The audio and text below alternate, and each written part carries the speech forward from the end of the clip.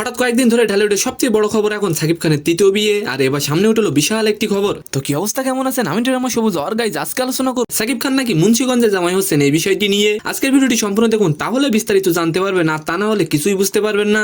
ঢাকায় সিনেমার সুপারস্টার সাকিব খানের বিয়ের আদৌ গুঞ্জন এখন টপ অফ দ্য টাউন। কানাঘুষি শোনা যাচ্ছে এবার তিনি পরিবারের পছন্দ মতোই তৃতীয়বার বিয়ে করতে যাচ্ছেন। একজন চিকিৎসক পাত্রী পছন্দ করেছেন তার পরিবার। আমি জানি আপনারা অনেকেই আছেন যারা সাকিবের অনেক বড় ভক্ত, তাহলে দেরি করছেন কেন? ভিডিওতে অবশ্যই একটি লাইক দিবেন। এক ব্যক্তির নাম প্রকাশ না করার সত্ত্বে সাকিবের পারিবারিক সূত্র থেকে জানিয়েছে পরিবারের মতেই এবার অতীত ভুলে সংসারী হবেন সাকিব। বিশেষ করে জানা গেছে ঢাকা জেলার পার্শ্ববর্তী জেলার একটি মেয়েকে সাকিবের বউ হিসেবে প্রাথমিকভাবে চূড়ান্ত করা হয়। মেয়ে যুক্তরাজ্য থেকে চিকিৎসা বিষয়ে লেখাপড়া শেষ করে বাড়িতে ফিরেছেন। তবে সাকিবের ওই ঘনিষ্ঠ সূত্র জানিয়েছে পার্শ্ববর্তী জেলাটি হলো মুন্সিগঞ্জ। এখন অব্দি 2 থেকে 3 জন পাত্রীকে দেখেছে সাকিবের পরিবার, এর মধ্যে মুন্সিগঞ্জের মেয়ে এগিয়ে আছেন। সবকিছু ঠিকঠাক থাকলে চলতি বছরের শেষের দিকে ধুমধাম করে বিয়ের পিড়িতে বসবেন সাকিব। একই সঙ্গে সাকিবের পরিবার হুঁশিয়ারিও দিয়েছেন সাকিবকে নিয়ে কোন রকম মিথ্যাচার করলে আইনের আশ্রয় নেবেন তারা। এদিকে অপু বিশ্বাস বলেন বিরক্ত হয়ে নাকি সাকিবের পরিবার এমন সিদ্ধান্ত নিয়েছেন। বুবলির কাণ্ডকীর্তি তুলে ধরে অপু বলেন সাকিবের সঙ্গে আমি কোয়ালিটি সময় কাটাই, আমার সেই সময় আমার ছেলেই করে দেয়।